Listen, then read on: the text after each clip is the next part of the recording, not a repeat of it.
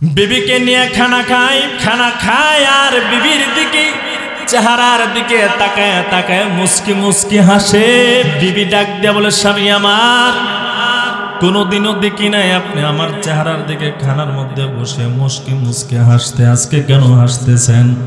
এবার মোল্লা আলী কারি রহমতুল্লাহি আলাইহি বলে, বিবি একটা কারণ আছে। বলে, স্বামী আমার কি কারণ? বলে, তুমিও জান্নাতি আমিও জান্নাতি। সুবহানাল্লাহ কইতেন না? ও স্বামী আমার, কেমন ভাবে? তুমিও জান্নাতি আমিও জান্নাতি।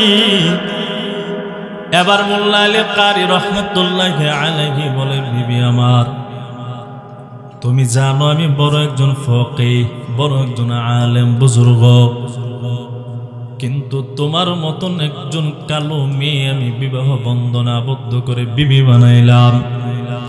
তুমি যেই কালার কালা, ফাইলার তোলার সে আরো বেশি কালা। বিবি বলে, স্বামী আমার কালো হইলাম, তবে জান্নাতি কেমন ভাবে হইলেন?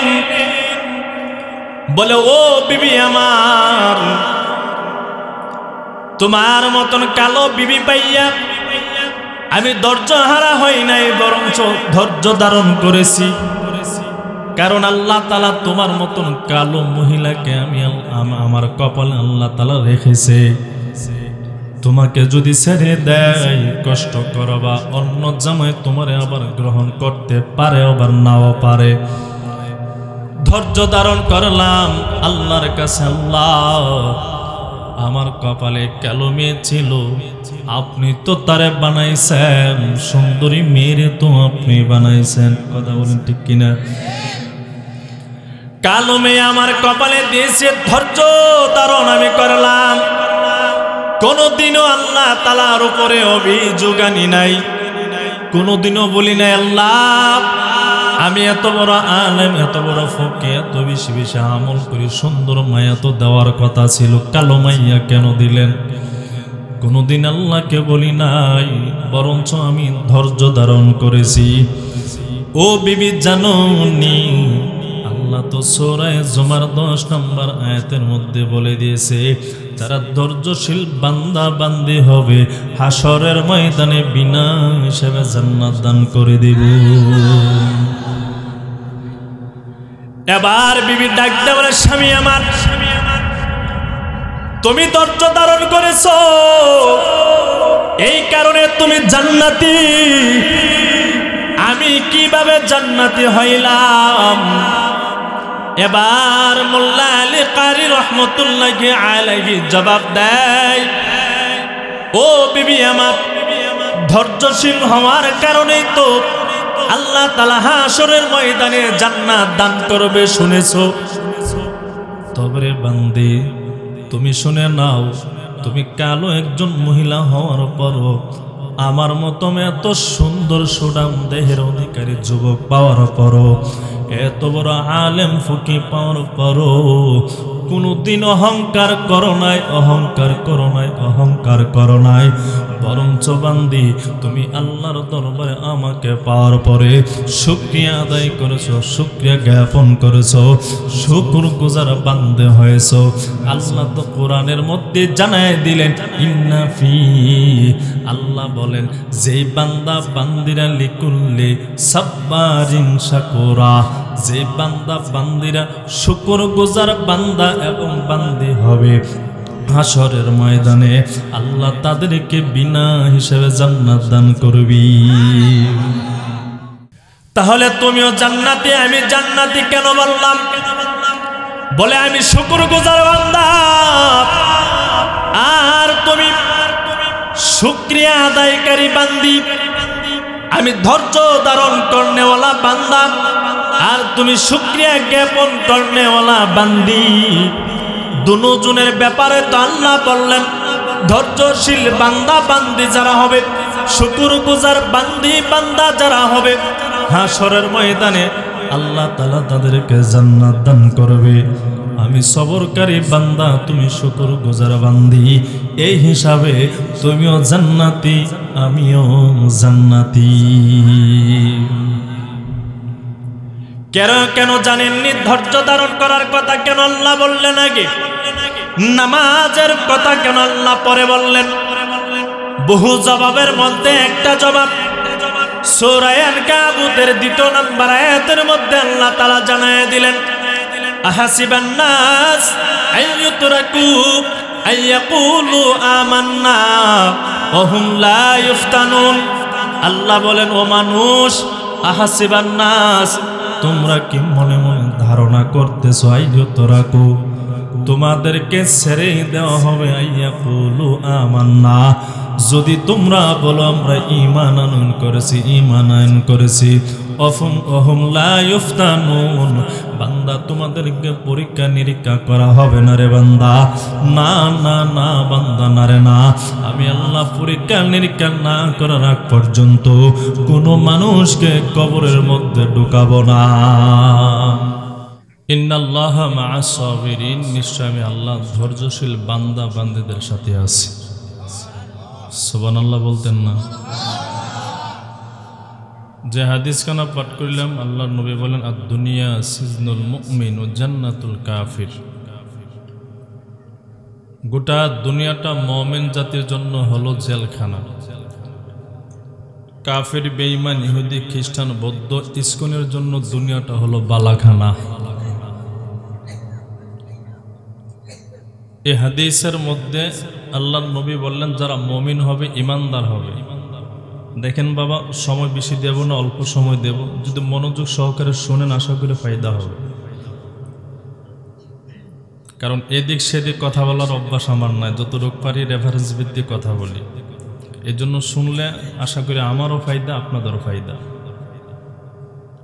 নবী হাদিসের মধ্যে বললেন, মুমিন জাতির জন্য হলো দুনিয়াটা হলো জেলখানা, কাফির, বেঈমান, ইহুদি, খ্রিস্টান, নাসারাদের জন্য দুনিয়াটা হলো বালাখানা। আপনার এই জবাব দেন বাবা, যে যারে মানে তার পক্ষ থেকে যে মানে সে শান্তি পায় না অশান্তি পায়? কথা বলেন, শান্তি নাকি অশান্তি? তো মুমিনের জন্য দুনিয়াটা হলো জেলখানা, কাফিরের জন্য বালাখানা, মানে এটা কি? মুমিন তো আল্লাহ মানে, মুমিন তো রাসূল মানে, মুমিন তো ইসলাম মানে, এরপর মুমিনের জন্য দুনিয়াটা জেলখানা কেন হবে?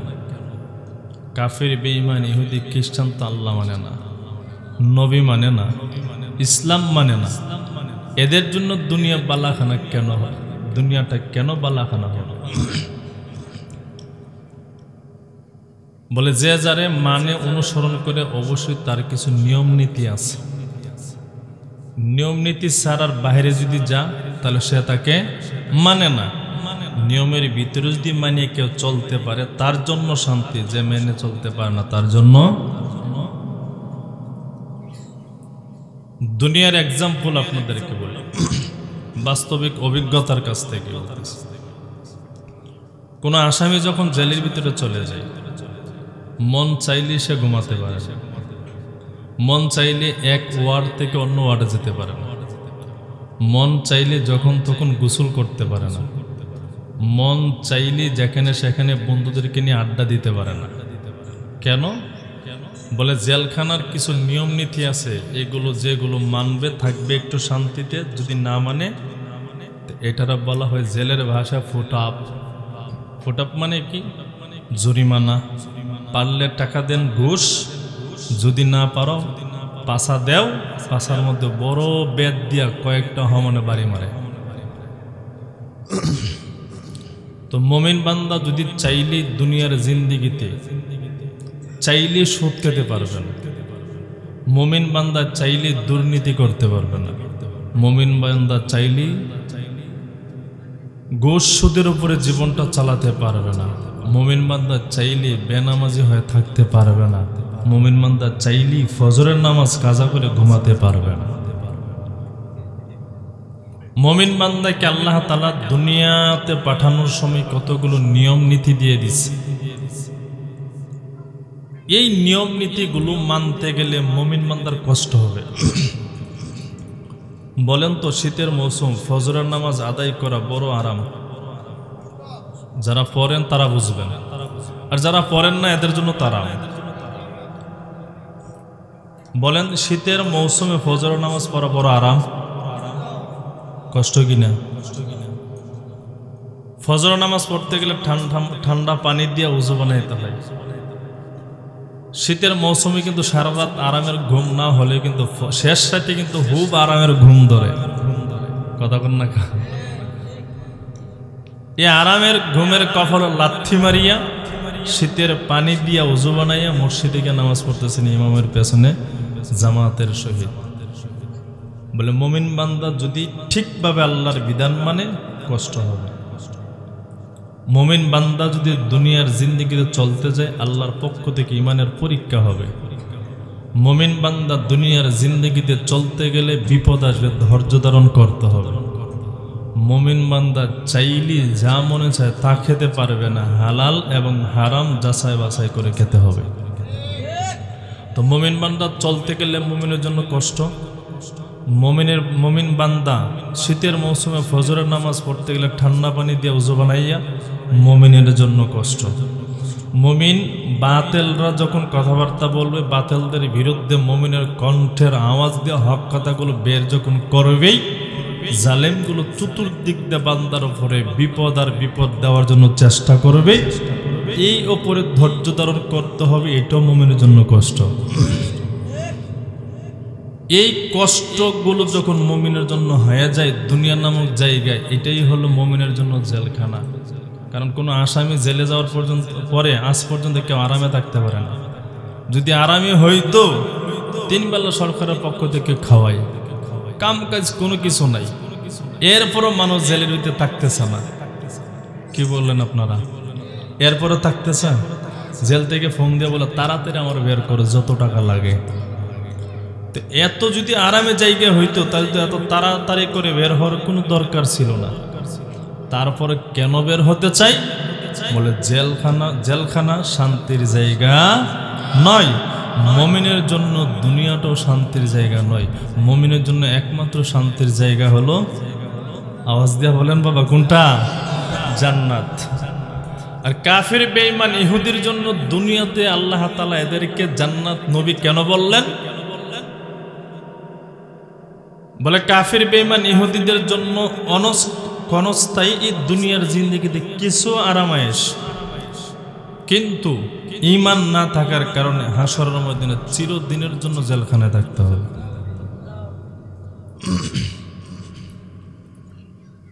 তো ঈমানদার কাকে বলা হয়? বলে ঈমান শব্দের মাসদার আমান শব্দ থেকে তার বাংলা অর্থ হলো বিশ্বাস স্থাপন করা, নিরাপত্তা দেওয়া, নিরাপত্তার মধ্যে প্রবেশ করা, কোনো জিনিসকে সত্য বলে মেনে নেওয়া। শরীয়তের পরিভাষায় ঈমান বলা হয় আল্লাহ তাআলার পক্ষ থেকে নবী করিম সাল্লাল্লাহু আলাইহি ওয়াসাল্লাম যা নিয়ে আসছেন তার উপরে পূর্ণাঙ্গরূপে বিশ্বাস স্থাপন করিয়া পালন করার নাম হলো ঈমান। উলামায়ে কেরাম ঈমানকে কেউ বলেছেন মরক্কব, কেউ বলেছেন বসিত। মরক্কব যৌক্তিক শব্দ, একাধিক বস্তুর নাম হলো ঈমান। আর বসিত শব্দের অর্থ হলো একক একটা শব্দ বিশ্বাস করলে সে মুমিন হয়ে যাবে। শাফি মাযহাবের ইমাম শাফি রহমতুল্লাহি আলাইহি থেকে নিয়ে জমহুর উলামায়ে কেরাম কিছু মতানৈক্য দিয়েছেন। 3টা বিষয়ের নাম হলো ঈমান। 1 নম্বর হলো তাসদিক বিল জিনান, ইকরার বিল লিসান, আমাল বিল আরকান। তাসদিক বিল জিনান মানে হলো অন্তর দ্বারা বিশ্বাস করা, ইকরার বিল লিসান জবান দ্বারা স্বীকার করা, আমাল বিল আরকান 3.5 হাত ঘটি দ্বারা জমিনে তা বাস্তবায়ন করা।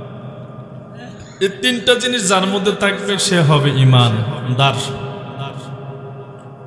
আমাদের মাযহাবের ইমাম আবু হানিফা রহমতুল্লাহি আলাইহি বলেন দ্য বসিত তাসদিক বিল জিনান, কেউ যদি অন্তর দ্বারা বিশ্বাস করে তাহলে সে ঈমানদার হয়ে যাবে। এই দুনিয়ার জিন্দেগিতে বলেন তো বাবা, আপনার উপরে 5 ওয়াক্ত নামাজ পড়া কি? সবাই বললেন না, আর আওয়াজ দিয়ে বলেন। রমজানের রোজা রাখা, মালের যাকাত দেওয়া, জীবনে একবার হজ করা, নেশাব পরিমাণ মালের মালিক হয়ে গেলে জীবনে একবার হজ করা, মাঝে মধ্যে বিড়িটা না কি নাই হালাল না হারাম কোন হালাল না হারাম টানেননি মনে করেন এই তো না করেন কয়েকজনে যারা খায় না এরা না করে বাধ্য তো খায় আইরে শোকতান না দিলে কি হয় শীতের মৌসুমে ঘুমানোর আগেও খায় ঘুম থেকে উঠিও খায় কিসের মুখ ধোয়া এখান থেকে বের হয়ে দেখবেন এমন শোকটানা টানবে রাস্তাঘাট অন্ধকার এরা হারাম কই না আসতে কই কারণ আছে কারণ যদি নিজের কণ্ঠের আওয়াজ যদি মাইকের সামনে চলে আসে আর পর্দার আলে আম্মা জান যদি শুনে আর বিড়ি খাইয়া যখন ঘরের ভিতর ঢুকবে এই হুজুরের সামনে কি বলে আসছো তুমি না চিল্লে আওয়াজ দিয়ে আসছো বিড়ি হারাম হালাল না এখন খাও কেন এই প্রশ্নের জবাব কি দিবে এই জন্য আসতে কয়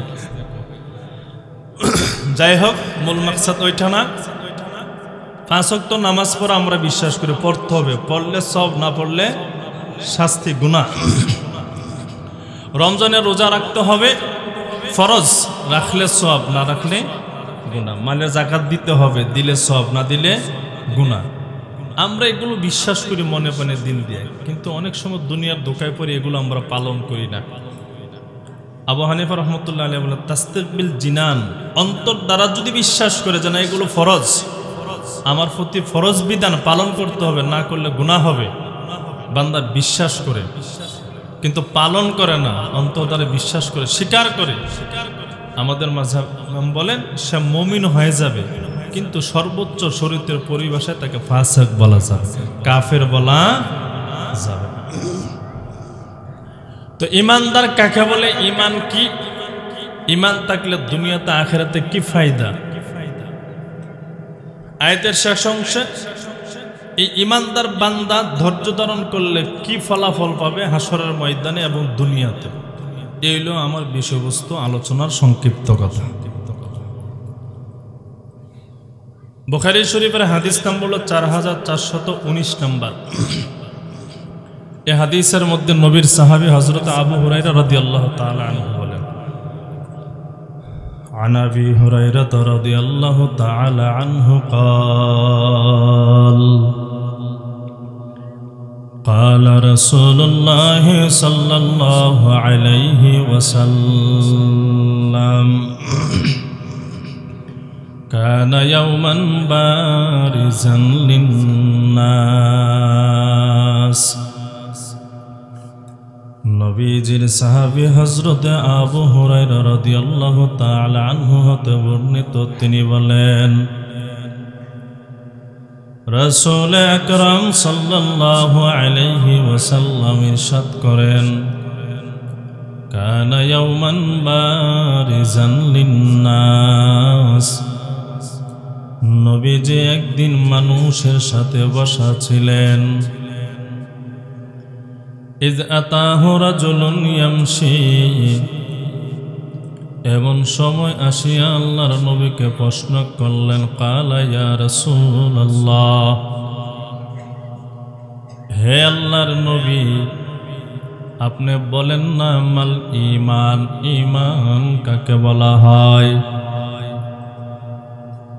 সাহাবীর প্রশ্নের জবাবে আল্লাহর নবী বললেন أن تؤمن بالله وملائكته ورسوله ولقائه ও সাহাবী ঈমান বলা হয় তুমি আল্লাহর উপর ঈমান আনবা আল্লাহ এক আল্লাহ দ্বিতীয় আল্লাহর কোনো মা নাই আল্লাহর কোনো বাবা নাই আল্লাহর কোনো ছেলে নাই আল্লাহর কোনো মেয়ে নাই কুল হুয়াল্লাহু আহাদ আল্লাহুস সামাদ লাম ইয়ালিদ ওয়া লাম ইউলাদ ওয়া লাম ইয়াকুল লাহু কুফুয়ান আহাদ আল্লাহর নবী বলেন সাহাবী আল্লাহ এক আল্লাহ ও দ্বিতীয় আল্লাহর কোনো মা নাই বাবা নাই ছেলে নাই মেয়ে নাই এক নাম্বার ঈমান আনয়ন করবা দ্বিতীয় নাম্বার ঈমান আনয়ন করবা সমস্ত ফেরেশতার উপরে যত ফেরেশতা আছে সমস্ত ফেরেশতা কুলের উপরে ঈমান আনয়ন করবা। 3 নাম্বার হলো সমস্ত নবী রাসূল, যত নবী রাসূলকে আল্লাহ দুনিয়াতে প্রেরণ করেছিলেন 1,24,000 মতান্তরে 2,24,000 কম বেশি নবীর উপরে ঈমান আনয়ন করবা। 4 নাম্বার আল্লাহর নবী জানায়া দেয় ওয়ালিকাইহি, হাসরের ময়দানে আল্লাহ তাআলার সান্নিধ্য পাওয়ার উপরে বিশ্বাস স্থাপন করবা।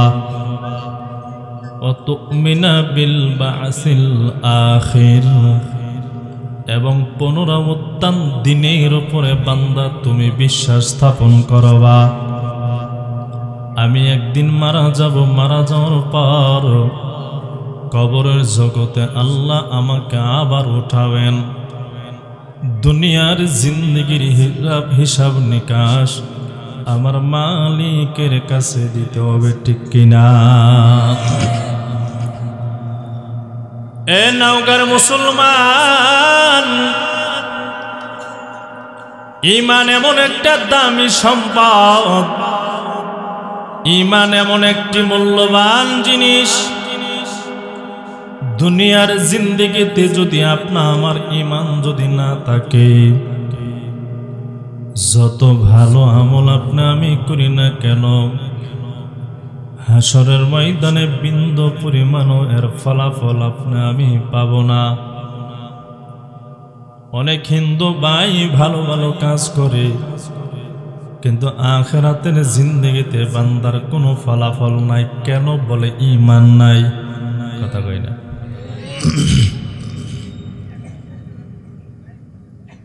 বুখারী শরীফের হাদিস নাম্বার হলো 411 নাম্বার।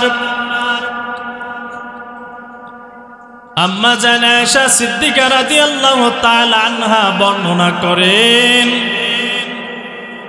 قلت يا رسول الله, হে আল্লাহর নবী ইবনে জুদআন, ও পয়গম্বর আপনার একজন সাহাবীর নাম হলো ইবনে জুদআন। কানা ফিল জাহিলিয়া, নবী আমার জাহিলিয়ার যুগে তখন ইবনে জুদআন আপনার সাহাবী ঈমান আনয়ন করে নাই। ওয়াইসুলির রহিমা, আত্মীয়তার বন্ধন টিকে রাখত। ওয়াইতুইমুল মিসকিন, এবং অসহায় দারিদ্র গরিব বান্দাদেরকে আহার করাতো। ফাহাল যাকা নাফিউহু, নবী আপনি বলেন না হাসরের ময়দানে কি আপনার সাহাবী ইবনে জুদআন এর ফলাফল প্রতিদানকে আল্লাহর পক্ষ থেকে পাবে? আম্মা জান আয়েশা রাদিয়াল্লাহু তাআলা আনহা যখন প্রশ্ন করলেন, নবী জবাব দিয়ে বলেন লা ইয়ানফাউ। ও আয়েশা, না না, ইবনে জুদআন হাসরের ময়দানে এই ভালো কাজ করার পরও আল্লাহর পক্ষ থেকে কোনো প্রতিদান পাবে না। আম্মা জান আয়েশা সিদ্দিকা রাদিয়াল্লাহু তাআলা আনহা বললেন, ও পয়গম্বর, আত্মীয়তার বন্ধন টিকিয়ে রাখা তো সওয়াবের কাজ? বলে হা হা। ও নবী, অসহায় দারিদ্র মানুষদেরকে আহার করানো সওয়াবের কাজ? বলে হা হা। তাহলে কেন হাসরের ময়দানে ফলাফল পাবে না, সওয়াব পাবে না গো নবী? আল্লাহর নবী জবাব দিয়ে বলেন, আয়েশা, হাসরের ময়দানে চুল পরিমাণ মানুষ যদি সওয়াব করে, ভালো কাজ যদি করে, আল্লাহর পক্ষ থেকে বান্দা প্রতিদান পাবে, ফলাফল পাবে।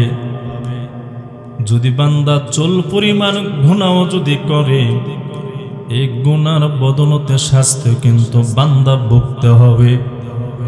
কিন্তু আয়েশা জানুনি, 1 নাম্বার শর্ত হলো বান্দা ভালো আমলের ফলাফল পাওয়ার পেছনে ঈমান নামক বদৌলত থাকতে হবে।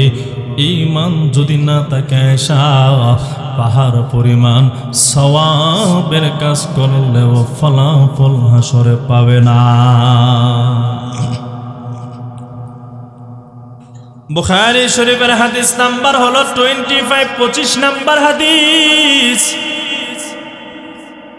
এই হাদিসের মধ্যে নবীর সাহাবী عن أبي هريرة رضي الله تعالى عنه قال قال رسول الله صلى الله عليه وسلم سئل أي العمل أفضل নবীজির সাহাবী বলেন আল্লাহর নবী ইরশাদ করেন নবীকে প্রশ্ন করা হলো নবী সুইলা আইয়ুল আমালি আফজাল নবী আপনি বলেন না আসমানের নিচে জমিনের উপরে আল্লাহ তাআলার কাছে কোন আমলটা বড় পছন্দনীয় বড় দামি আমল আল্লাহর নবী সাহাবীর প্রশ্নের জবাবে বলেন ঈমানুম বিল্লাহি ওয়া রাসূলিহি ও সাহাবী আসমানের নিচে জমিনের উপরে আল্লাহ তাআলার কাছে বড় দামি আমল হলো আল্লাহ এবং তার নবীর উপরে ঈমান আনয়ন করা সুবহানাল্লাহ। বুখারী শরীফের হাদিস নাম্বার হলো 8। আবু হুরায়রা থেকে বর্ণিত তিনি বলেন আল্লাহর নবী ইরশাদ করেন আল ঈমানু বিদ'উ ওয়া সাব'উনা শু'বা ফাফজালুহা কাউলু লা ইলাহা ইল্লাল্লাহ ওয়াদনাহা ইমাতাতুল আযা আনিত তরিক ওয়াল হায়াউ শু'বাতুম মিনাল ঈমান। আল্লাহর নবী বলেন আল ঈমানু বিদ'উ ওয়া সাব'উনা শু'বা ঈমানের শাখা প্রশাখা হলো 70 এর অধিক মানে হলো 77 77টা। মুহাদ্দিসিনে কেরাম এই 77টা ঈমানের শাখাকে 3 ভাগে ভাগ করেছে। কয় ভাগে? আওয়াজ দিয়ে বলেন বাবা কয় ভাগে? আরো জোরে আওয়াজ দিয়ে বলেন কয় ভাগে? এক ভাগের মধ্যে হলো 30টা ঈমানের শাখা প্রশাখার সম্পর্ক হলো কলবের সাথে। বাকি 60টা ঈমানের শাখা প্রশাখার সম্পর্ক হলো জবানের সাথে। আরো 40টা ঈমানের শাখা প্রশাখার সম্পর্ক হলো 3.5 হাত বডির সাথে। 30 7 40 হলো 77টা ঈমানের শাখা প্রশাখা।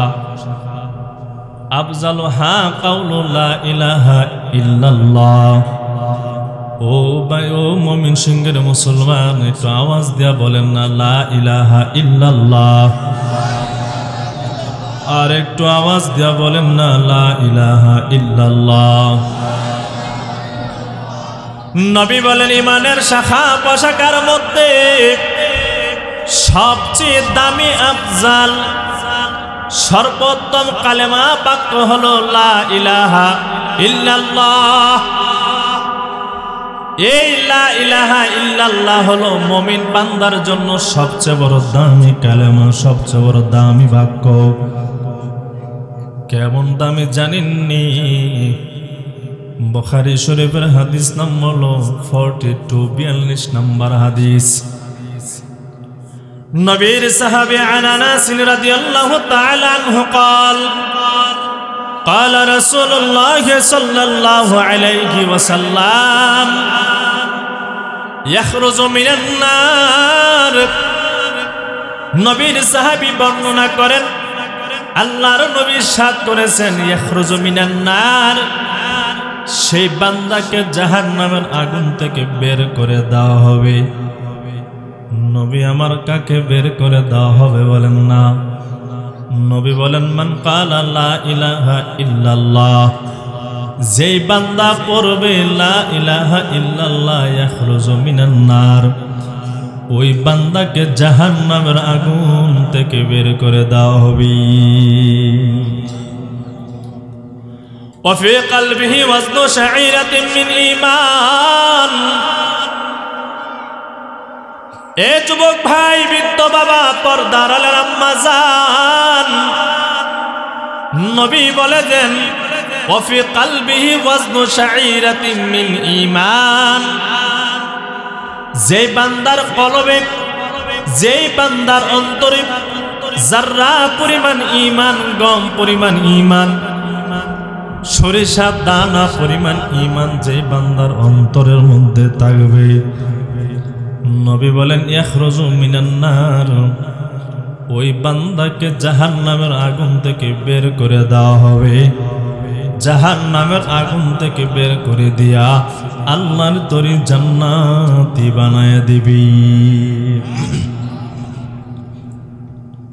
বলে যে বান্দা লা ইলাহা ইল্লাল্লাহ মুহাম্মাদুর রাসূলুল্লাহ, যে বান্দা বিশ্বাস করে, এই বিশ্বাস করিয়া বান্দা ইন্তেকাল করেছে, দুনিয়া থেকে আল্লাহর বান্দা বিদায় হয়ে গিয়েছে।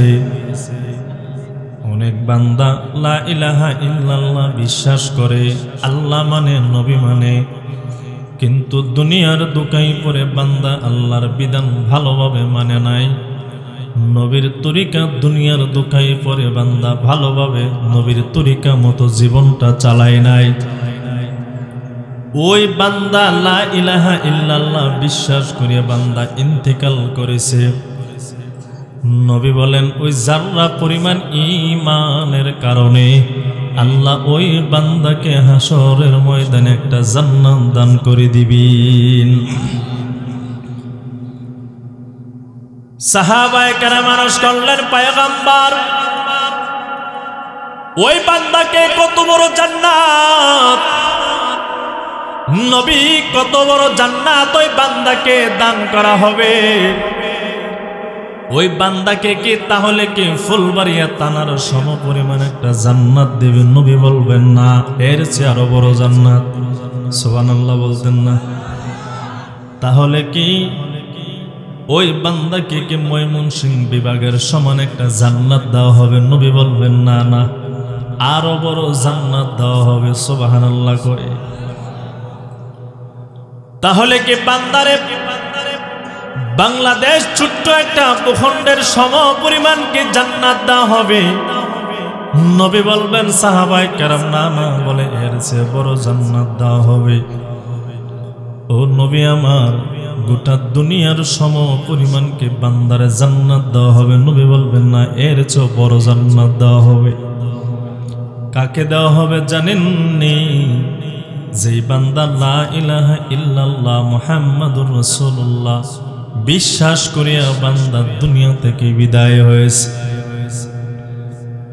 তাহলে নবী আমার কত বড় জান্নাত দেওয়া হবে। আল্লাহর নবী ডাকতে বলে, সাহাবায়ে কেরাম,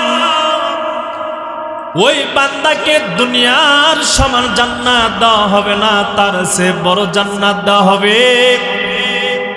বলে দুনিয়ার সমান একটা জান্নাত নয়, এই গোটা দুনিয়াটা একটা নয়, এমন গোটা দুনিয়া 10টা একসাথে করলে যত বড় জান্নাত হবে। লা ইলাহা ইল্লাল্লাহ পড়নেওয়ালা বান্দাকে তার সম পরিমাণ জান্নাত আমার আল্লাহ দান করে দিবেন। এই হলো লা ইলাহা ইল্লাল্লাহর ফজিলত। অন্য হাদিসের মধ্যে আল্লাহর নবী জানায় দেন, মান কালা লা ইলাহা ইল্লাল্লাহ ফাদাখালাল জান্নাহ, যে বান্দা পড়বে লা ইলাহা ইল্লাল্লাহ ফাদাখালাল জান্নাহ। আল্লাহর নবী বলেন, এই লা ইলাহা ইল্লাল্লাহ পড়নেওয়ালা বান্দাকে জান্নাতে ঢুকায় দেওয়া হবে। এরপরে হাদিসের মধ্যে আল্লাহর নবী জানায় দেয়, ওয়াদনাহা ইমাতাতুল আযা আনিত তরিক, ইমানের শাখা প্রশাখার মধ্যে নিম্ন শাখা হলো রাস্তার মধ্যে কোনো কষ্টদায়ক বস্তু পড়ে থাকলে তা হটাইয়া দেওয়া, রাস্তা ভাঙ্গা থাকলে ঠিক করে দেওয়া। কিন্তু আমাগো কাজ হলো ভাঙ্গা থাকলে আরো ভাঙ্গাইয়া দেওয়া। কথা কই না, কথা কন না কা, কথা কন না কা, রাগ করতেছেন আপনারা? খারাপ লাগতেছে? হ্যাঁ, সোনা বন্ধুর গান গাইতাম ভাল লাগবো না? এই ধারাবাহিক আলোচনা শুনলে ভাল লাগবে কোনটা? বহুল আমায় কেরামের জবান থেকে বয়ান শোনা, আমার জবান থেকে একবার শুনে দেখেন, ভালো না লাগলে আগামী তার স্মরণ করেন না, সমস্যা নেই। তারপরও হক আছে যে কোরআন হাদিস থেকে কিছু কথা বলা, ঠিক কিনা বাবা? এরে মুসলমান ভাইরা আমার, আল্লাহর নবী বলেন ঈমানের শাখা প্রশাখার মধ্যে সর্বনিম্ন শাখা হলো রাস্তার মধ্যে যদি কষ্টদায়ক কোনো জিনিস পড়ে থাকে রাস্তা থেকে হটায় দেওয়া ঈমানের অংশ। এরপরে নবী জানায়া দেয় ওয়াল হায়াউ শু'বাতুম মিনাল ঈমান, লজ্জা হলো ঈমানের একটা অংশ। ও বাবা, দাড়ি পেকে গেছে, কষ্ট নিয়েন না বাবা। জন্মের পর থেকে কারো 40, 50, 60 বছর কেটে গেছে, অনেক বাবার দাড়ি পর্যন্ত পেকে গেছে, এক পা কবরে চলে গেছে, আরেক পা যাওয়ার বাকি আছে। কিন্তু মাঝে মধ্যে এমন কিছু কাজ করে যেই কাজের কারণে ছেলে মেয়ে আত্মীয় স্বজন সমাজ পর্যন্ত দেখতে পারে না। করেনি বাবা? এমন কাজ করে না? কেউ যদি রাস্তাঘাটে যদি মাইয়ারে নিয়ে যদি শুয়ে থাকে, আপনি বলেন সর্বনাশ, কত বড় লম্পট। এটা আপনার কাছে ঘৃণা লাগে, আর অহরহর একে অপরের চোখের সামনে হাজার হাজার মানুষের সুদের কারবার করতেছে, এটা একবারও লজ্জা লাগে না? কথা কই না?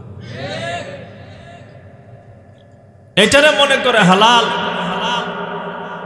ও বাবা, নবী বলছেন কি জানেন, কেউ যদি সুদ খায় 40 বার, নিম্ন গুনাহ হলো 40 বার মার সাথে জিনা করা। আস্তে কর নাউজুবিল্লাহ।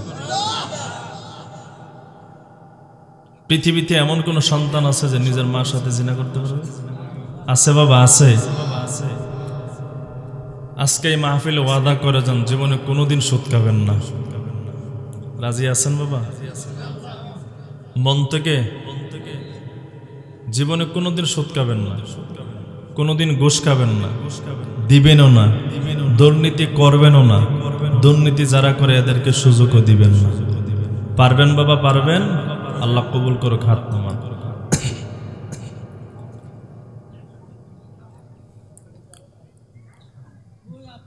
হ্যাঁ, চাচাদি রাগ করে? কি কয়? রাগ করেন না বাবা। তো আল্লাহ তাআলা বলেন যারা ঈমানদার মুমিন হবে, এই ঈমান আনয়ন করার পর পর নেকা আমল করবে, নেকা আমল কর্ণওয়ালা বান্দাদেরকে আমার তো জান্নাতুল ফেরদাউস দান করে দেব। এরে মুসলমান ভাইরা আমার, সূরা কাফের 107-8 নম্বর আয়াতের মধ্যে আল্লাহ তাআলা জানায়া দেয় ইন্নাল্লাযীনা আমানু ওয়া আমিলুস সালিহাত কানাত লাহুম জান্নাতুল ফিরদাউসি নুজুলা।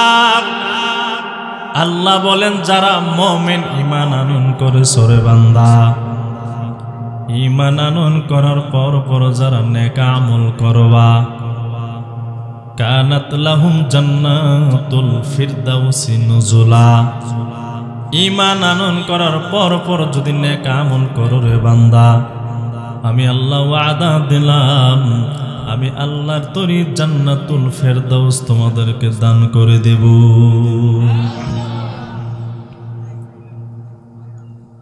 এরে মুসলমান ভাইরা আমার, ও যুবক ভাই, বৃদ্ধ বাবা, মনের কান লাগাইয়া না, চর্মের কান দিয়া না, মনের কান দিয়া দিয়া কথাগুলো শ্রবণ করেন। আল্লাহ বলেন যারা মুমিন হবে, ঈমানদার হবে, আমি আল্লাহ তাআলা তাদেরকে জান্নাতুল ফেরদাউস দান করে দেব। তবে বান্দা জানো নি, তোমাদের জান মালের বিনিময়ে আমি আল্লাহ তাআলা জান্নাত তোমাদের দিয়েছি। সূরা তাওবা 111 নম্বর আয়াতের মধ্যে আল্লাহ তাআলা জানায় দেয় ইন্নাল্লাহা আশতারা মিনাল মুমিনিনা আনফুসাহুম ওয়া আমওয়ালাহুম বিআন্না লাহুমুল জান্নাহ। আল্লাহ তাআলা বলেন আমি ক্ষয় করেছি, বিক্রি করি নাই, ক্ষয় করেছি। ইশতারাই তো আমি আল্লাহ ক্ষয় করেছি। মুমিন বান্দা তোমার জান মালের বিনিময়ে আমি আল্লাহ তাআলা, জান্নাতের বিনিময়ে আমি আল্লাহ তাআলা মুমিন তোমাদের জান মাল আমি আল্লাহ ক্ষয় করেছি, কিনে নিয়েছি। এরে ফুলবাড়িয়ার মুসলমান, আয়াত দ্বারা বোঝা যায় আল্লাহর তৈরি জান্নাত আপনা আমার, আর আপনা আমার জান মাল কার? আরো জোরে আওয়াজ দিয়া বলেন না বাবা কার? সূরা কাফের সূরা হামিম সিজদার 30 নম্বর আয়াতের মধ্যে আল্লাহ তাআলা জানায় দেয় ইন্নাল্লাযীনা ক্বালু রাব্বুনাল্লাহ, নিশ্চয় যারা বলবে আমি আল্লাহ তাদের রব, সুম্মাস্তাকামু, আর এই রব বলার উপরে যদি আমার বান্দা বান্দিরা যদি অটল থাকে, দৃঢ় থাকে, তাতানাজ্জালু আলাইহিমুল মালায়েকা, যারা বলবে আমি আল্লাহ তাদের রব, আমি আল্লাহ ব্যতীত আর কোনো রব নাই, আর কোনো মালিক নাই, আর কোনো ইলাহ নাই, আর এই কথার উপরে ইস্তেকামত থাকবে বান্দা, ভয় নাই, ডর নাই, দুনিয়া তো ভয় নাই, মরণও ভয় নাই, কবরও ভয় নাই, হাসর নসর ভয় নাই, আমি আল্লাহর তৈরি জান্নাত দান করে দেব। মুমিনরা কি আল্লাহকে ছাড়া কি আর কাউকে ভয় করতে পারে? কথা বলেন না কেন? আর কাউকে ভয় করতে পারে? আরে মুসলমান ভাইরা রে আমার, এই মুমিন বান্দাকে আল্লাহ তাআলা ডেকে বলেন সূরা বাকারা 257 নম্বর আয়াত, আল্লাহু ওয়ালিয়ুল্লাযীনা আমানু ইখরুজুহুম মিনাজ যুলুমাতি ইলান নূর।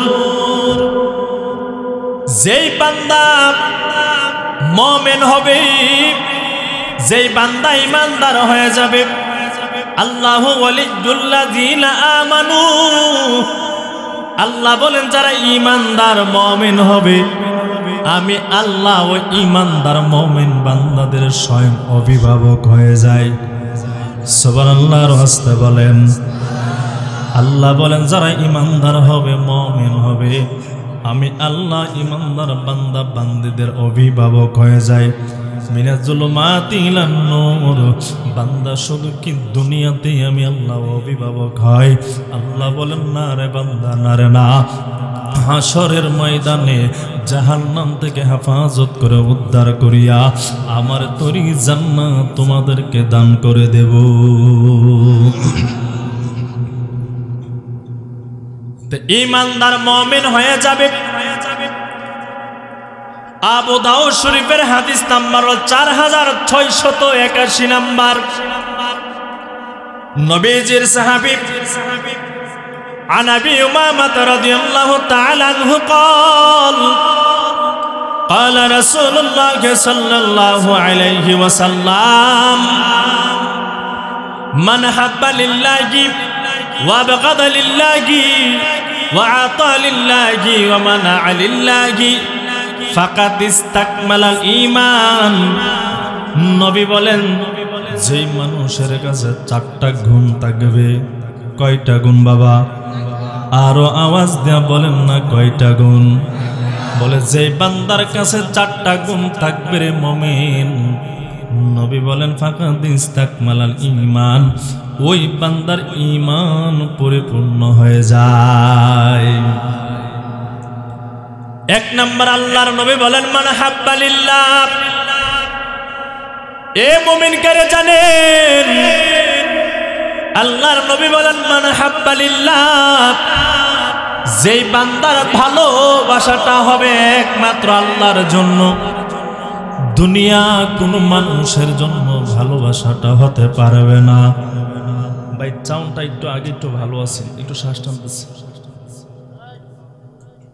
নবী বলেন মান হাব্বা লিল্লাহ, যে বান্দা একমাত্র ভালোবাসবে আল্লাহর জন্য, ফাকাদ ইস্তাকমালাল ঈমান, নবী বলেন ওই বান্দার ঈমান পরিপূর্ণ হয়ে গেল। দ্বিতীয় নাম্বার আল্লাহর নবী বলেন ওয়াবগাদা লিল্লাহ, আমি কাউকে ভালোবাসবো না, আমি কাউকে ভালোবাসবো না, মহাব্বত করব না, পছন্দ করব না। এই ভালো না বাসাটা, না পছন্দ করা, না মহাব্বত করাটা যদি আল্লাহর জন্য হয়, নবী বলেন ফাকাদ ইস্তাকমালাল ঈমান, তাহলে ওই বান্দার ঈমানটা পরিপূর্ণ হয়ে গেল। তৃতীয় নম্বর আল্লাহর নবী বলেন ওয়া'তা লিল্লাহ। তিন নাম্বার হলো যে বান্দা কাউকে দান করবে, খয়রাত করবে, সাহায্য সহযোগিতা করবে, এই দান খয়রাত সাহায্য সহযোগিতা যদি আল্লাহর জন্য হয়, ফাকাদ ইস্তাকমালাল ঈমান, নবী বলেন সে ঈমানের সাদা সাধন করতে পেরেছে। চার নাম্বার আল্লাহর নবী বলেন ওয়া মানা আনিল্লাহ, যে বান্দা কাউকে দান করবে না, খয়রাত করবে না, উপকার করবে না, এইটাও যদি আল্লাহর জন্য হয়, নবী বলেন ফাকাদ ইস্তাকমাল ঈমান। এই চারটা গুণ যে আমার উম্মতের মধ্যে থাকবে, আমার ওই উম্মতের ঈমানটা পরিপূর্ণ হয়ে গেল। এরে মুসলমান ভাইরা আমার, বৃদ্ধ বাবা, যুবক ভাই, ও পর্দার আড়ালের আম্মা জান গো, ভালো করে শুনেন। নবী মুসলিম শরীফের অন্য হাদিসের মধ্যে জানায়া দেয়, নবীজির চাচা হযরতে আব্বাস রাদিয়াল্লাহু তাআলা আনহু বর্ণনা করেন, তিনি বলেন আল্লাহর নবী বলেন যাকাত আমাল ঈমান, ঈমানের সাদা সাধন করতে পেরেছে ওই আমার উম্মত, মান রাদিয়া বিল্লাহি রাব্বা, যে আমার উম্মত আল্লাহকে রব পায়া বড় খুশি হয়ে গেছে। আমাদের রব একজন, দুইজন নয়, 33 কোটি দেবতা নয়, আমাদের গাছপালার রব নয়, রব আপনা আমার কে? আর জোরে আওয়াজ দিয়া বলেন কে?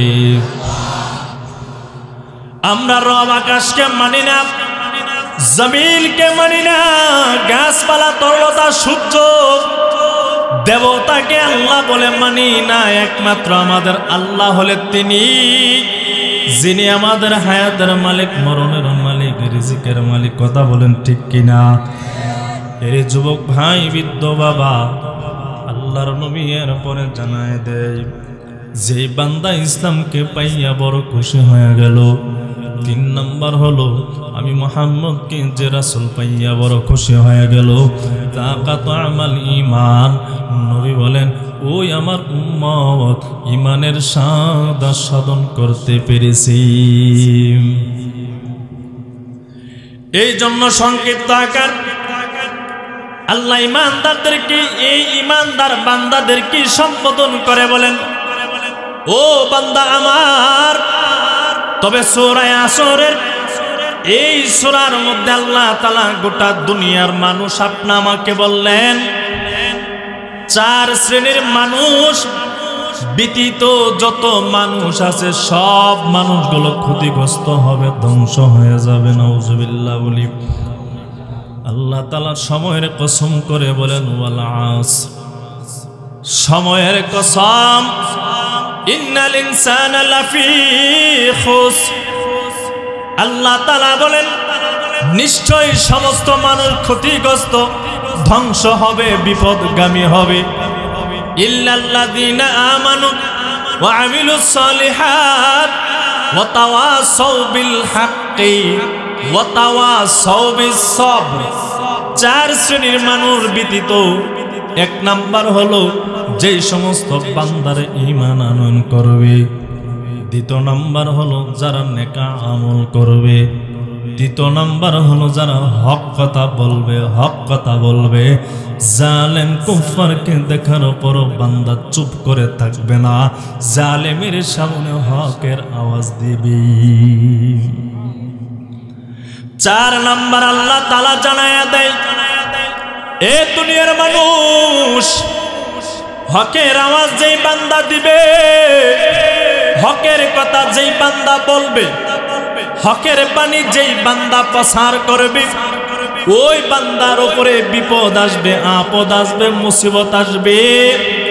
এই আপদ বিপদ মুসিবতের সময় যে বান্দা বান্দিরা ধৈর্য ধারণ করবে, আল্লাহ বলেন ওই সবরকারী বান্দা ব্যতীত 1 নম্বর ঈমান, 2 নম্বর নেক আমল, 3 নম্বর হকের কথা বলা, 4 নম্বর হলো ধৈর্য ধারণ করনেওয়ালা বান্দা বান্দিরা হাসরের ময়দানে বিনা হিসাবে জান্নাতে ঢুকবি।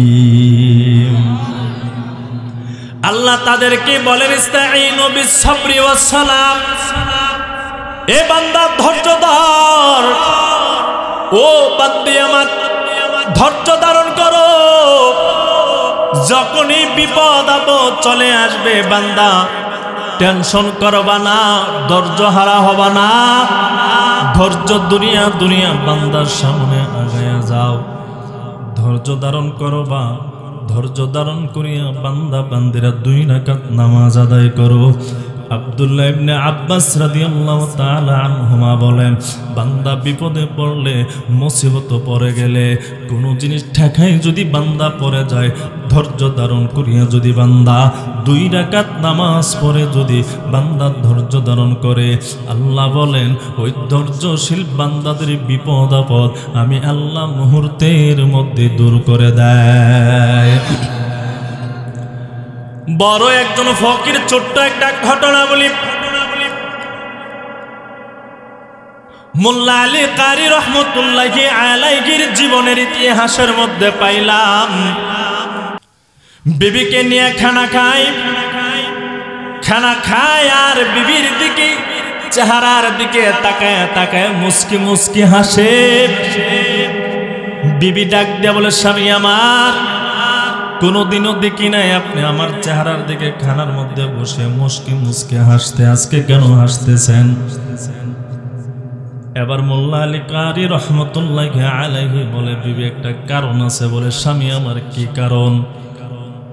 বলে, তুমিও জান্নাতি আমিও জান্নাতি। সুবহানাল্লাহ কইতেন না? ও স্বামী আমার, কেমন ভাবে? তুমিও জান্নাতি আমিও জান্নাতি। এবার মোল্লা আলী কারি রহমতুল্লাহি আলাইহি বলে, বিবি আমার, তুমি জানো আমি বড় একজন ফকিহ, বড় একজন আলেম বুজুর্গ, কিন্তু তোমার মতন একজন কালো মেয়ে আমি বিবাহ বন্ধনে আবদ্ধ করে বিবি বানাইলাম। তুমি যেই কালার কালা, ফাইলার তোলার সে আরো বেশি কালা। বিবি বলে, স্বামী আমার কালো হইলাম, তবে জান্নাতি কেমন ভাবে হইলেন? বলে, ও বিবি আমার, তোমার মতন কালো বিবি পাইয়া আমি ধৈর্য হারা হই নাই, বরঞ্চ ধৈর্য ধারণ করেছি। কারণ আল্লাহ তাআলা তোমার মতন কালো মহিলাকে আমি আমার কপালে আল্লাহ তাআলা রেখেছে। তোমাকে যদি ছেড়ে দেয় কষ্ট করবা, অন্য জামাই তোমারে আবার গ্রহণ করতে পারে, আবার নাও পারে। ধৈর্য ধারণ করলাম আল্লাহর কাছে, আল্লাহ আমার কপালে কালো মেয়ে ছিল, আপনি তো তারে বানাইছেন, সুন্দরী মেয়েরে তো আপনি বানাইছেন। কথা বলেন ঠিক কিনা? কালো মেয়ে আমার কপালে দিয়েছে, ধৈর্য ধারণ আমি করলাম। কোনদিনও আল্লাহ তাআলার উপরে অভিযোগ আনি নাই, কোনদিনও বলি নাই আল্লাহ আমি এত বড় আলেম, এত বড় ফকিহ, এত বেশি বেশি আমল করি, সুন্দর মায়া তো দেওয়ার কথা ছিল, কালো মাইয়া কেন দিলেন?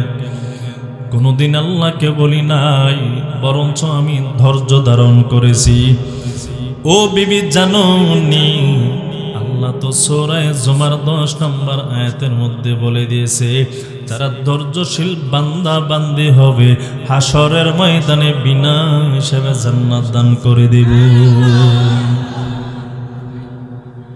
এবার বিবি ডাক দিয়ে বলে, স্বামী আমার,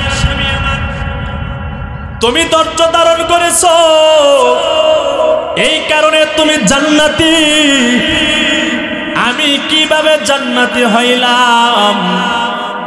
এবার মোল্লা আলী কারি রহমতুল্লাহি আলাইহি জবাব দেয়, ও বিবি আমার, ধৈর্যশীল হওয়ার কারণেই তো আল্লাহ তাআলা হাশরের ময়দানে জান্নাত দান করবে, শুনেছো?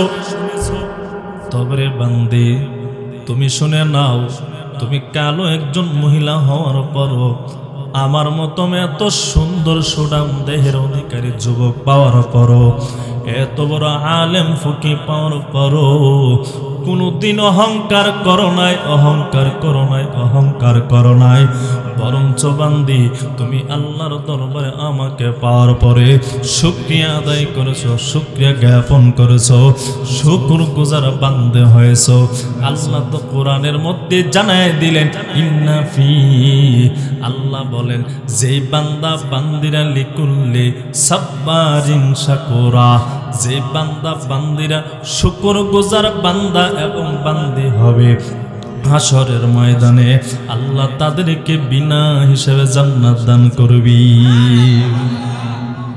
তাহলে তুমিও জান্নাতি, আমি জান্নাতি কেন বললাম? বলে আমি শুকরগুজার বান্দা, আর তুমি শুকরিয়া আদায়কারী বান্দি। আমি ধৈর্য ধারণ করনেওয়ালা বান্দা, আর তুমি শুকরিয়া জ্ঞাপন করনেওয়ালা বান্দি। দুজনের ব্যাপারে তো আল্লাহ বললেন, ধৈর্যশীল বান্দা বান্দি যারা হবে, শুকরগুজার বান্দি বান্দা যারা হবে, হাশরের ময়দানে আল্লাহ তাআলা তাদেরকে জান্নাত দান করবে। আমি সবরকারী বান্দা, তুমি শুকরগুজার বান্দি, এই হিসাবে তুমিও জান্নাতি, আমিও জান্নাতি। কেন জানেননি ধৈর্য ধারণ করার কথা কেন আল্লাহ বললেন আগে? নামাজের কথা কেন আল্লাহ পরে বললেন? বহু জবাবের মধ্যে একটা জবাব সূরা আনকাবুতের ২ নম্বর আয়াতের মধ্যে আল্লাহ তাআলা জানায় দিলেন, আহাসিবান নাস আইয়ুতরাকু আইয়াকুলু আমান্না ওয়া হুম লা ইফতানুন। আল্লাহ বলেন, ও মানুষ, আহাসিবান নাস, তোমরা কি মনে মনে ধারণা করতেছো, আইয়ুতরাকু, তোমাদেরকে ছেড়ে দেওয়া হবে, আইয়াকুলু আমান্না, যদি তোমরা বলো আমরা ঈমান আনয়ন করেছি, ঈমান আনয়ন করেছি, অহুম লা ইফতানুন, বান্দা তোমাদেরকে পরীক্ষা নিরীক্ষা করা হবে না রে বান্দা।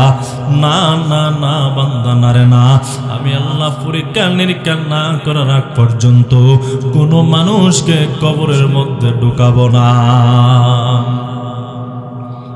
সূরা মুলকের ২ নম্বর আয়াতের মধ্যে আল্লাহ তাআলা জানায়া দেয়, আল্লাযী খালাকাল মাউতা ওয়াল হায়াতা লিয়াবলুয়াকুম আইয়ুকুম আহসানু আমালা। আল্লাহ তাআলা রাব্বুল আলামিন বলেন, আমি মরণ এমন হায়াতকে সৃষ্টি করলাম, লিয়াবলুয়াকুম আইয়ুকুম আহসানু আমালা। কেন রে বান্দা, জানোনি দুনিয়ার জিন্দেগিতে কে কত বেশি আমল করে? বলে না না, কে কতটুকু ভালো আমল করে আমি আল্লাহ পরীক্ষা নিরীক্ষা নেওয়ার জন্য। ইমানদার বান্দা হাশরের ময়দানে আপনি আমাকে যখন প্রশ্ন করেছিলেন রুহুর জগতে, আলাস্তু বিরাব্বিকুম, আমি রব কি আমি আল্লাহ কি তোমাদের রব নয়? সেই দিন আপনি আমি সকলে জবাব দিয়েছিলাম, কালু বালা শাহিদনা, হ্যাঁ হ্যাঁ আপনি আমাদের রব, আপনি আমাদের রব। এই রব মানি কি মানি না? এই জন্য দুনিয়াকে আল্লাহ তাআলা পরীক্ষার হল, আপনি আমাকে পরীক্ষার্থী, স্বয়ং আল্লাহ তাআলা পরীক্ষক হইয়া দুনিয়ার হায়াত নামক জিন্দেগি আপনি আমাকে দিয়ে দিলেন। আল্লাহ বলেন পরীক্ষা নেব। সূরা বাকারার ১৫৫ নম্বর আয়াতের মধ্যে আল্লাহ তাআলা জানায় দেয়, ওয়ালা নাবলুওয়ান্নাকুম বিশাইয়্যিম মিনাল খাউফি ওয়াল জু' ওয়া নাকসিম মিনাল আমওয়ালি ওয়াল আনফুসি ওয়াস সামারাত ওয়া বাশশিরিস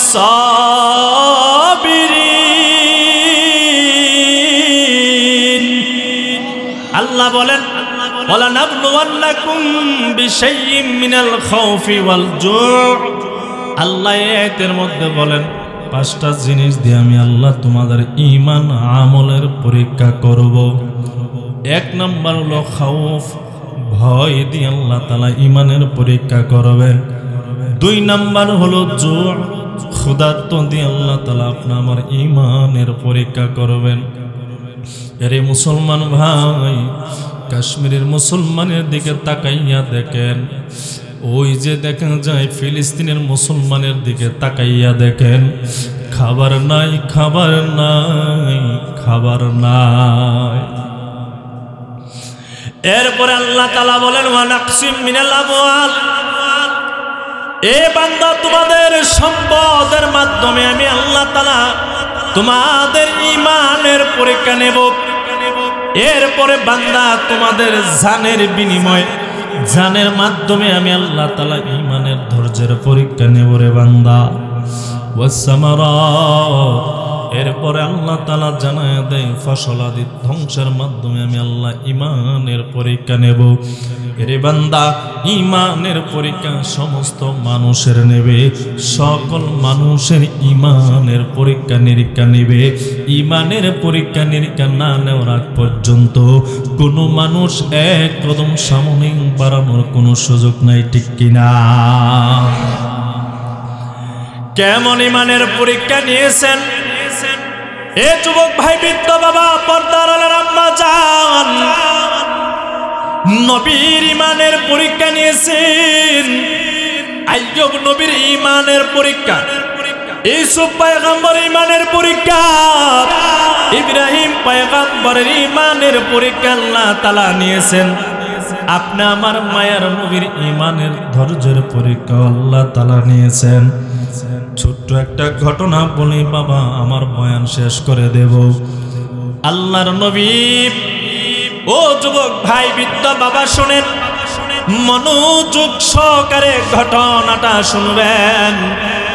আল্লাহর নবীর অভ্যাস, যখনই কোনো যুদ্ধের মধ্যে যাবেন আগে ফাতেমার সাথে দেখা করতেন, আবার যখন যুদ্ধ থেকে ফেরত আসবেন, আসার পরে সর্বপ্রথম ফাতেমার সাথে নবী আগে সাক্ষাৎ করতেন। কোনো একদিন যুদ্ধ থেকে নবী যখন বাড়ির মধ্যে ফিরে আসে, মসজিদের নববীর মধ্যে 2 রাকাত নামাজ নফল আদায়, নামাজ শুকরিয়া নামাজ আদায় করার পর ফাতেমার দরজার সামনে দাঁড়াইয়া আসসালামু আলাইকুম ইয়া ফাতেমা,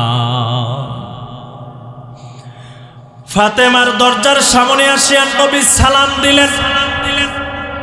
ঘরের ভিতর থেকে কোন সালামের জবাব আসে নাই। দ্বিতীয়বার আল্লাহর নবী ফাতেমাকে সালাম দিলেন। ঘরের দরজা লাগানো, ঘরের ভিতর থেকে কোনো সালামের জবাব আসে নাই। নবীজি আবারও তৃতীয়বার সালাম দিয়ে বললেন, কিন্তু সালামের জবাব ঘরের ভিতর থেকে বের হয় না, কেউ জবাব দেয় নাই। এর যুবক ভাই ও বৃদ্ধ বাবা, পর্দার মা, শুনেন, নবীজি হওয়ার পরও যে নবীর কারণে আল্লাহ তাআলা সব কায়নাত বানালেন, ওই নবীর জিন্দেগি কেমন কেটেছে। জান্নাতে সমস্ত যুবতীদের সর্দারনি হওয়ার পরও সংসার জীবন কেমন কেটেছে। সমস্ত যুবকদের সন্তান হওয়ার পর হাসান হুসেনের জীবনটা কেমন কেটেছে। যেই নবীর জন্য নবী যদি চাইতেন, তোর পাহাড় আল্লাহ তাআলা স্বর্ণ বানাইয়া পায়ের নিচে বিছাইয়া দিতেন। নবীজি ফাতেমাকে 3 বার সালাম দেয়। ঘরের ভিতর থেকে কোনো আওয়াজ আসে না। আল্লাহর নবী চোখ বেয়ে পানি ছেড়ে দিলেন, গাল মুবারক ভেসে গেলেন, বুক মুবারক পর্যন্ত পানি মুবারক দ্বারা ভেসে গেলেন। নবীজি কান্নার আওয়াজ দিয়ে বলতেছে, ফাতেমা রে, আমি নবীজি অন্যদিন যুদ্ধ থেকে ফেরত আসিয়া সালাম দিতে সময় হয়, কিন্তু ফাতেমা সালামের জবাব দিতে সময় হয় না, ঘরের দরজা খুলে দিতে সময় হয় না। ও ও ফাতেমা বল, আমি নবীজি আজকে কি অন্যায় করলাম, কি অপরাধ করলাম যার কারণে ফাতেমা সালামের উত্তর দাও না, ঘরের দরজাটাও ফাতেমা খুলে দাও না। নবী যখন সালাম দিয়ে দেওয়ার পর উত্তর আসে নাই, যেই মাত্র চলে যাবেন ফাতেমা ঘরের ভিতর থেকে সালামের আওয়াজ, সালাম দিয়া বলেন আব্বাজান আপনি কোনো অন্যায় করতে পারেন না, আপনি কোনো অপরাধ করতে পারেন না, আপনি তো রাহমাতুল লিল আলামিন, আপনি তো সাইয়্যিদুল মুরসালিন খাতামুন নবিয়্যিন নবী, আপনি কোনো অন্যায় করতে পারেন না, অপরাধ করতে পারেন না। তাহলে ফাতেমা কেন তুমি সালামের উত্তর দাও নাই, জবাব দাও নাই, ঘরের দরজাটাও খুলে দাও নাই, কারণটা কি রে ফাতেমা?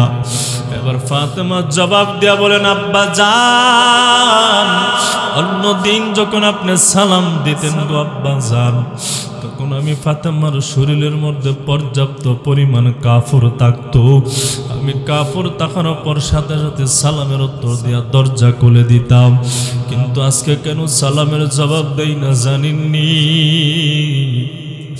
কেন ঘরের দরজা খুলে দেই না জানেননি গো আব্বা?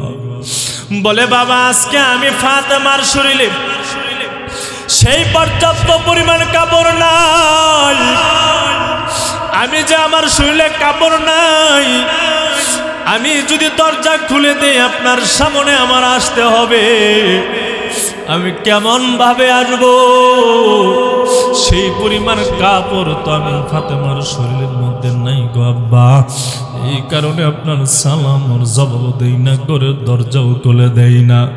আল্লাহর নবীর কাঁধের মধ্যে একটা অতিরিক্ত চাদর মোবারক ছিল, এই চাদর মোবারকটা ঘরের দরজার ফাঁক দিয়া ফাতেমারে দিয়া বললেন ও ফাতেমা এই চাদরটা দিয়া তোমার শরীরটা ঢাকো, দরজাটা খুলে দাও, তোমার একটা নজর দেখবো, কলিজার টুকরা হাসান হুসাইনকে এক নজর আমি নবী দেখব। চাদর দিয়া ফাতেমা পুরাটা শরীর ঢাকিয়া ঘরের দরজা খুলে দিলেন। ঘরের দরজা খুলে দেওয়ার পর নবীজি ঘরের ভিতরে প্রবেশ করলেন। বারবার ফাতেমার চেহারার দিকে তাকাইয়া নবী আবার হাউমাউ করে কান্নার আওয়াজ দেয়। ফাতেমা ডাক দেওলেন নবী, আগে কানলেন, ঘরের দরজা খুলে দিলাম না, সালামের জবাবও দেই না, এই কারণে কান্নার আওয়াজ দিয়েছেন। ও নবী ঘরের দরজাও খুলে দিলাম, তাহলে কেন আপনি আবার কান্নার আওয়াজ দিতেছেন বুঝলাম না গো নবী। আল্লাহর নবী কান্নার আওয়াজ দেয়া বলে, ফাতেমা তোমার চেহারাটা মলিন দেখা যায়, তোমার চেহারাটা বড় মলিন দেখা যায়। ও ফাতেমা মনে হয় তুমি কয়দিন ধরে ধরে কোনো খাবার খাও না। ফাতেমার ডাক দেওলেন, নবী আমি ফাতেমা খাই না, তাতে কষ্ট নাই, কিন্তু আপনার কলিজার টুকরা হাসান হোসেন না খেয়ে পেটটা মাটির সাথে দিয়া জমিনের উপর লম্বা হয়ে শুয়ে আছি। এরে যুবক ভাই, বৃদ্ধ বাবা, পর্দার আলার আম্মা জান, শুনেন ফাতেমার সংসারের ঘটনা। ও নবী আমার, আমি খাই না, এতে আমি ফাতেমার কোনো দুঃখ নাই, কোনো কষ্ট নাই, কিন্তু আব্বা জানেন কিছুক্ষণ আগে আপনার কলিজার টুকরা হাসান হুসাইন নাতিরা আমি ফাতেমার পায়ের উপরে পড়িয়া কান্নার আওয়াজ দিয়ে বলতেছে, মা গো 3 দিন পর্যন্ত কোনো খাবার দেন নাই গো মা। 3 দিন পর্যন্ত কোনো খাবার না পাইয়া ও মা পেট আর পিঠের সাথে লেগে গেছে।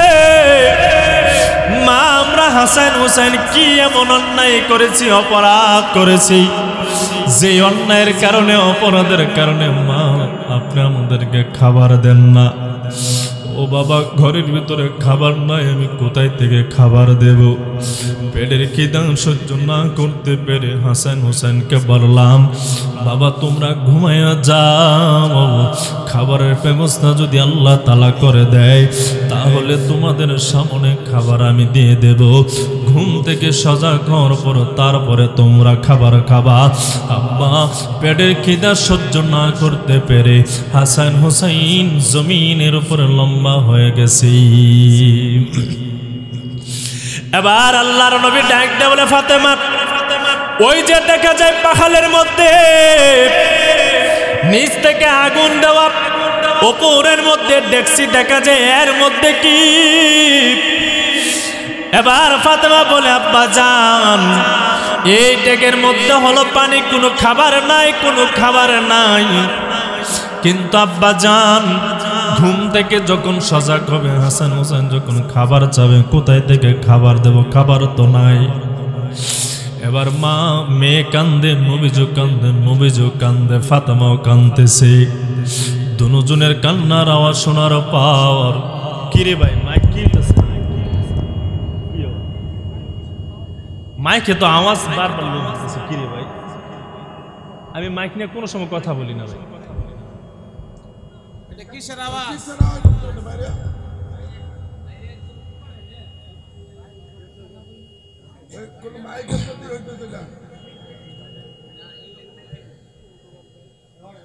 এরে ফুলবাড়িয়ার মুসলমান শুনেন,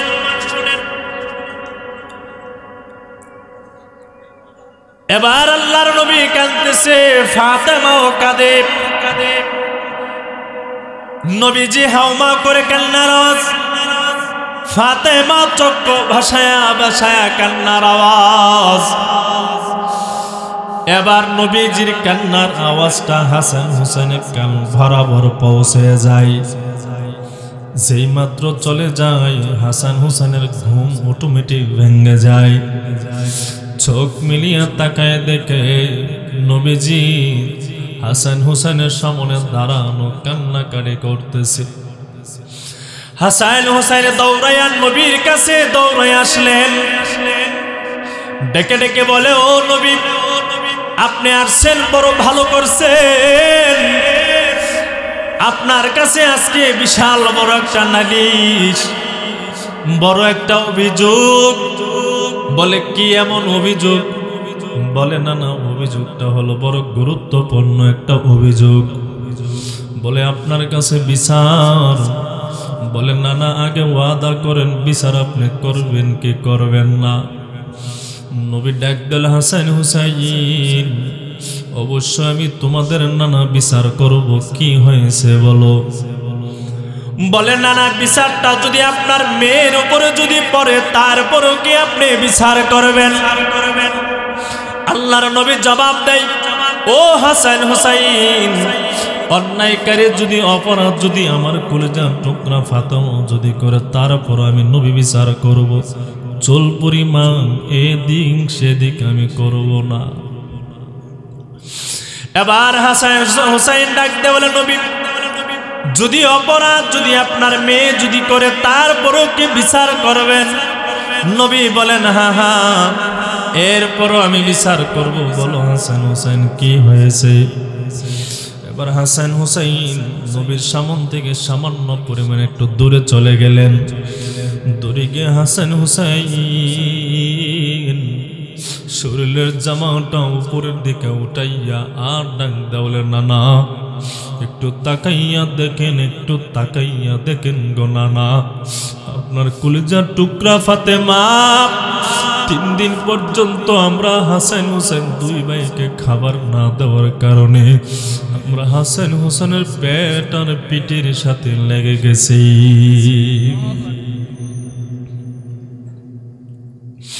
3 দিন পর্যন্ত খানা না দেওয়ার কারণে গো নবী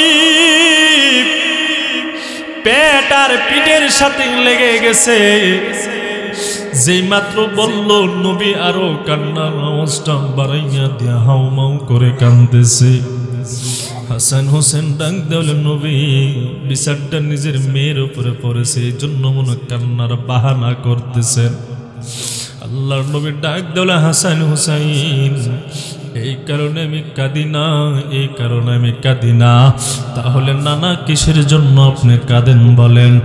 এরে হাসান হুসাইন 3 দিন পর্যন্ত খানা না পাইয়া মায়ের বিরুদ্ধে নানার কাছে নালিশ, মেয়ের বিরুদ্ধে বাবার কাছে নালিশ দাও। কিন্তু রে হাসান হুসাইন বিছানা করার আগে একটা জিনিস জানো। বলে কি জিনিস জানবো নানা? বলে একটু জিনিস দেখো। বলে কি জিনিস দেখবো নানা? বলে তাকাইয়া দেখো। আল্লাহর নবী বলেন হাসান হুসাইন 3 দিন পর্যন্ত খানা না পাইয়া মায়ের বিরুদ্ধে মায়ের বাবার কাছে নালিশ দাও মেয়ের বিচার করার কারোর জন্য। কিন্তু রে হাসান হুসাইন জানোনি আল্লাহর নবীজি জামা মুবারকটা উপরে উঠাইয়া আর ডাক দেওয়া হাসান হুসাইন তাকাইয়া দেখো, তাকাইয়া দেখো। 3 দিন পর্যন্ত খাবার না পাইয়া মার বিরুদ্ধে বিচার দাও। কিন্তু আমি নবীজি 1 দিন নয়, 2 দিন নয়, 3 দিন নয়, আমি নবীজি 1 সপ্তাহ 7 দিন পর্যন্ত খানা না পাইয়া আমি নবীজির পেটের মধ্যে 7টা পাথর বেঁধে রেখেছি। এরে ফুলবাড়িয়ার মুসলমান, ওই নবীর বেলা যদি আল্লাহ ঈমান আর ধৈর্যের পরীক্ষা নেই, তাহলে কি আপনি আমার ঈমানের পরীক্ষা নেবে না? মনে করতেছেন ঈমানের পরীক্ষা না নিয়ে আল্লাহ তাআলা ছেড়ে দিবে? ঈমানের পরীক্ষা না নিয়ে আল্লাহ তাআলা ছেড়ে দিবে? বলে না না, বান্দা দুনিয়ার জিন্দেগিতে ঈমানের পরীক্ষা নেব। তবে রে বান্দা শুনে নাও, তোমাদের মধ্যে যারা ধৈর্যশীল বান্দা বান্দি হবে, ইন্নাল্লাহা মা'আস সাবিরিন, আমি আল্লাহ ওই বিপদগ্রস্ত ধৈর্যশীল বান্দা বান্দীদের সাথে থাকব। হাশরের ময়দানে আব্দুল্লাহ ইবনে সালাম ডাক দিয়া বলেন, হাশরের ময়দানে এক ফেরেশতা ডেকে ডেকে বলবে, কে আছো দুনিয়ার জিন্দেগিতে কষ্ট করেছো, বিপদে পড়েছো, আপদে পড়েছো, মুসিবতে পড়ি আল্লাহকে ভুলে যাও নাই? বান্দা বান্দিরা ধৈর্য ধারণ করেছো যারা, তারা দাঁড়াও। হাশরের ময়দানে একদল আল্লাহর বান্দা বান্দিরা দাঁড়াইয়া যাবে। ওই ফেরেশতা ডেকে বলবে, সামনের দিকে হাঁটো, সামনের দিকে হাঁটো, সামনের দিকে হাঁটো। হাঁটতে হাঁটতে হাঁটতে হাঁটতে জান্নাতের দরজার সামনে দাঁড়ায় যাবি। এবার ফেরেশতা আওয়াজ দিয়া বলবেন, জান্নাতের দারোয়ান, জান্নাতের দারোয়ান রেজওয়ানকে ডেকে ডেকে বলবে, ও জান্নাতের দারোয়ান রেজওয়ান, জান্নাতের দরজা খুলে দাও। বলে কে? বলে আমি এমন ফেরেশতা। বলে এখনো তো হিসাবের কাজ কমপ্লিট হয় নাই, সমাপ্ত হয় নাই, কিভাবে জান্নাতের দরজা খুলে দেব? বলে তুমি কি জানো না আল্লাহ তাআলা কোরআনের আয়াত সূরা জুমার 10 নম্বর আয়াতের মধ্যে আল্লাহ তাআলা জানায় দিয়েছেন, ইন্নামা ইউফাস সাবিরুনা বিআজরাহুম বিগাইরি হিসাব। যারা ধৈর্যশীল বান্দা বান্দি হবে হাশরের ময়দানে আল্লাহ বিনা হিসাবে জান্নাত দান করে দিবি। ওই সমস্ত ধৈর্যশীল বান্দা বান্দিরা হাশরের ময়দানে বিনা হিসেবে জান্নাত দিয়ে দেওয়ার পরে জান্নাত বসিয়া, সিংহাসনে বসিয়া হাশরের ময়দানের মানুষদের কার্যক্রম দেখবে কার কেমন বিচার হইতেছে। এ দুনিয়া ছেড়ে চলে যেতে হবে, ঠিক কিনা? এ দুনিয়া ছেড়ে চলে যাব একদিন, মায়ারি বাঁধন ভেঙে যাবে একদিন, ঠিক কিনা? এই দুনিয়ার মায়া ছেড়ে আপনাকে কবরে যেতে হবে। এই দুনিয়ার ভালোবাসার যা আছে সব ভেঙে আপনা আমাকে কবরে চলে যেতে হবে, হাশরের ময়দানে যেতে হবে, আল্লাহর দরবারে দাঁড়াইয়া আপনা আমাকে জবাব দিতে হবে। আপনাদের কাছে একটা শেষ আবদার হলো, বাংলাদেশের পরিস্থিতি খুব ভয়াবহ, অনেক খারাপ। এই যে একটা গোষ্ঠী হলো ইসকন, আসেনি? কথা কই না। ইসকন মনের নাম শুনছেন না আপনারা? খুব মুমিন বান্দা, কথা কন না কা, খুব ভালো বান্দা। চট্টগ্রামে এক আল্লাহর বান্দা সাইফুল ইসলাম আলিফ ভাইকে হত্যা করে ফেলেছে। যত আকাম উকাম আছে ইসকনের নেতা চিন্ময় দাস, এই চিন্ময় দাসের যত আকাম উকাম আছে সবগুলো এখন ইন্টারনেটে বের হইতেছে। মুসলমানদের এক নাম্বার শত্রু হলো, পৃথিবীর বুকে এক নাম্বার শত্রু হলো বর্তমান জামানায় ইসকনের দল, কথা কই না? এই ইসকনের দলগুলোকে সাপোর্ট দিতেছে ভারত। ভারত কেন সাপোর্ট দিতেছে? অন্তর জ্বালাই, কি জ্বালাই, কথা কই না? অন্তর জ্বালাই। কি অন্তর জ্বালাই? বলে বহুদিন পর্যন্ত বাংলাদেশকে ভোগ করে খাইছে, এখন খাওয়ার পথ নাই, সব বন্ধ, কথা কই না?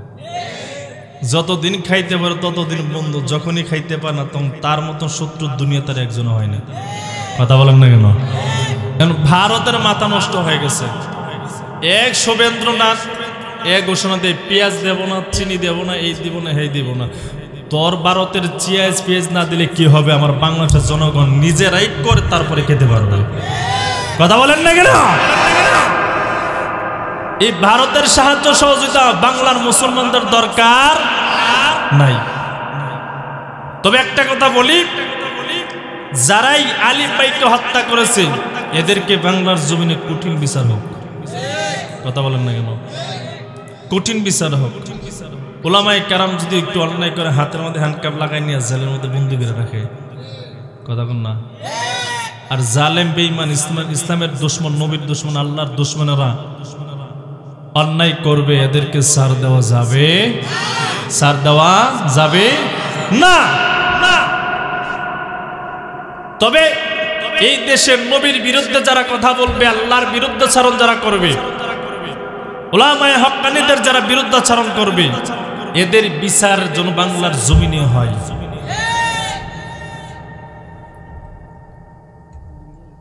এই দেশ থেকে অন্যায়, জুলুম, অত্যাচার তখনই দূর হবে যখন ন্যায় প্রতিষ্ঠিত হবে।